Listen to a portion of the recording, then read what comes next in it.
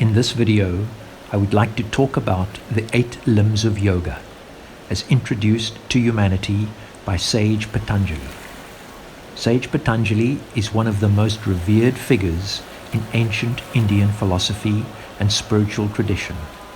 He is primarily known for compiling the Yoga Sutras, a fundamental text in the practice of yoga, which outlines the principles and practices of yoga philosophy.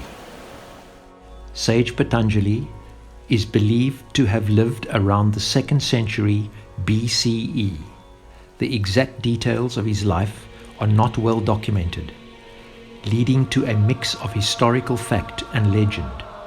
He is often depicted as a sage with a deep understanding of the nature of consciousness and the mind. The Yoga Sutras are undoubtedly his most significant and profound contribution, which consist of 196 aphorisms or sutras that serve as guidelines for the practice of yoga and the attainment of spiritual enlightenment. The text is divided into 4 chapters or padas. The first pada is Samadhi pada. This section focuses on the nature of meditation and the states of consciousness that arise through the practice of meditation. The second pada is Sadhana pada. This section provides practical guidance on the disciplines and practices, otherwise known as sadhanas, essential for spiritual growth, which includes the 8 limbs of yoga.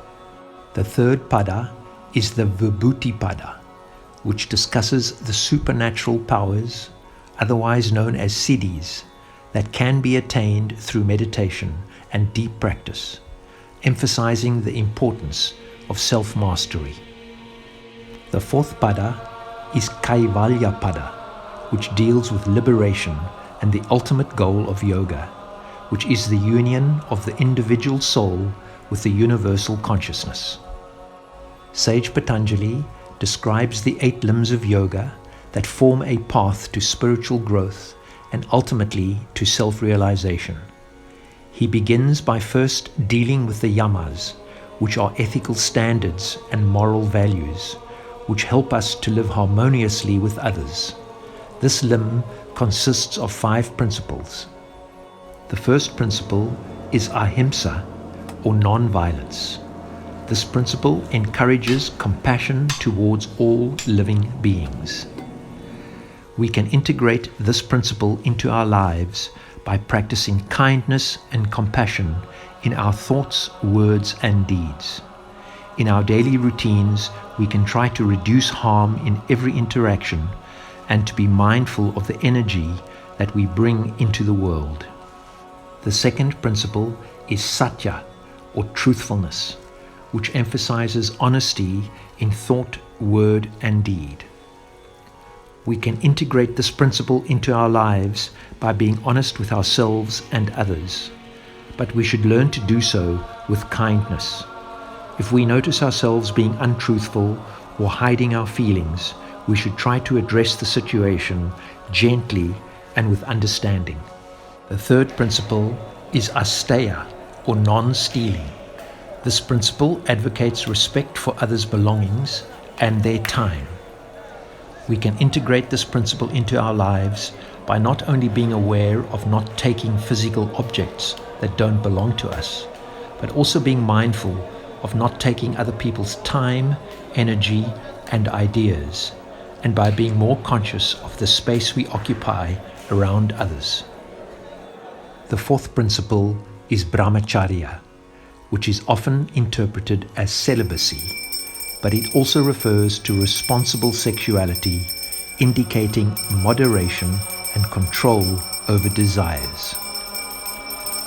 We can integrate this principle into our lives by being mindful of moderation in all things, and that can be applied to our consumption, habits, relationships, and most definitely to the use of our technology. The fifth principle is aparigraya, or non-possessiveness, and non-greediness.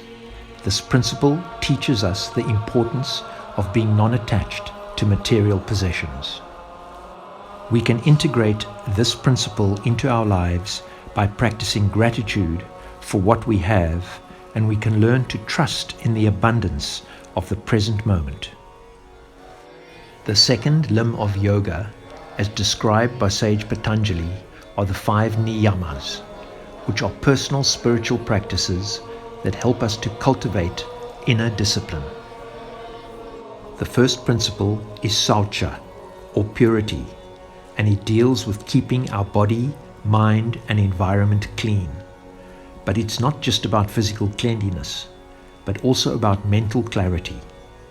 We can integrate this principle into our lives by cleaning up our internal dialogue and getting rid of negative thought patterns and self-talk, and by creating an environment that supports peace. The second principle is santosha, or contentment, and it's about acknowledging what we have and finding peace within rather than looking for external validation. We can integrate this principle into our lives by cultivating an attitude of gratitude with what we have, where we are, and who we are, instead of always reaching out for something more, and we can learn to practice joy in the present moment. The third principle is tapas, which is austerity or self-discipline, and it's about cultivating willpower and persistence. We can integrate this principle into our lives by committing to practices that bring about growth in all the aspects of our lives, and by challenging ourselves to be more disciplined in our habits. The fourth principle is svadhyaya, or self-study or reflection. We can integrate this principle into our lives by regularly reflecting on ourselves and our actions. And we can do this by journaling, meditating, and even reading spiritual texts. The idea is to understand our patterns of behavior and to evolve from them. The fifth principle is Ishvara Pranidhana, or surrendering to the divine or to a higher power. This helps us to inculcate humility into our lives. We can integrate this principle by learning to trust in a higher power. We can call this God, the universe, Mother Nature, or simply the flow of life. It's about learning to surrender our ego and accepting that we are part of something much, much larger than ourselves. The third limb, as suggested by Sage Patanjali, are asanas, or postures, which refers to the physical practice of yoga. These asanas aren't just about flexibility, but also about cultivating strength, awareness, discipline, and balance in our bodies. And the practice should prepare our bodies for meditation by ensuring comfort and stability while sitting. If we are new to yoga, we should start with a practice that suits our body. As we become more comfortable, we can explore deeper postures. Our asana practice should ground us and should help us to tune into our breath and sensations. This cultivates presence and a mindfulness that carries over into the other aspects of our lives. The fourth limb is pranayama, or breath control. This limb focuses on controlling the breath, which is viewed as the life force, or prana. Various techniques are employed in pranayama to enhance lung capacity, promote relaxation, and cultivate a deeper connection between the body and the mind. We can introduce pranayama into our lives by starting with simple breath awareness, before introducing specific techniques like nadi shodhana, which is alternate nostril breathing, to bring about balance and focus. The specific pranayama techniques will be dealt with in another video, but in essence, pranayama, or some form of breath control, should be used before meditation or during times of stress, which will help enormously to center ourselves. The fifth limb is Pratyahara, or withdrawal of the senses. This limb signifies the withdrawal of the senses from external distractions and involves turning one's focus inward. This helps us to develop self-awareness and control over our sensory perceptions, which leads to a deeper meditation experience. We can integrate this limb into our lives by reducing our sensory overload, like limiting our screen time or taking breaks from noise and social media, thereby helping to reconnect with our true selves. We can also learn to practice short periods of silence so as to deepen the awareness of our inner world. The sixth limb is Dharana, or concentration, where one focuses the mind on a single object, thought or concept. This practice sharpens our focus and mental clarity, paving the way for deeper states of meditation. We can start integrating this limb into our lives by starting with something simple, like focusing on the breath or a specific sound or object that helps us to concentrate. Over time, we can develop the ability to concentrate in various situations, whether during work or while interacting with others. Building upon the previous limbs, Dhyana refers to the practice of sustained meditation. This limb entails deep contemplation and connection with the object of meditation, which is often characterized by a sense of stillness and ease. We can integrate meditation into our lives by finding a quiet place to sit and simply observe our breath, thoughts, and sensations. It is not necessary to force anything, but to rather let the practice unfold. Over time, we can expand our meditation practice, using it as a way to cultivate inner peace and mindfulness into our daily lives. Establishing a regular disciplined routine is very important. The eighth limb is Samadhi, which means union or enlightenment. This final limb signifies a state of bliss or enlightenment, where the distinction between the self and the object of meditation dissolves.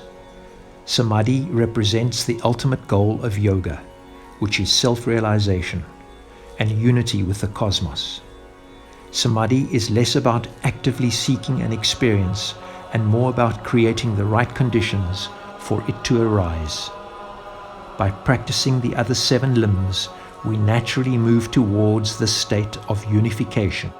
In our everyday lives, moments of samadhi might come when we're fully present in the now, experiencing deep peace or joy, perhaps when we're immersed in nature, connecting with loved ones, or in deep meditation. Together, these 8 limbs form a comprehensive framework for personal growth and spiritual development. Practicing them can lead to a balanced and harmonious life, fostering physical health, emotional well-being, and a deeper connection with the divine and with the universe. In order to successfully integrate these 8 limbs into our lives, we should start slowly and make sure that consistency is the key. Making these practices a part of our daily routine is more important than occasional bursts of effort. Yoga is a process of becoming, so we should keep returning to these practices and adjust them as our needs evolve. I want to say thank you for joining me in this video until the end. Please subscribe and please hit that notifications bell so that you can be kept up to date with future uploads. Namaste.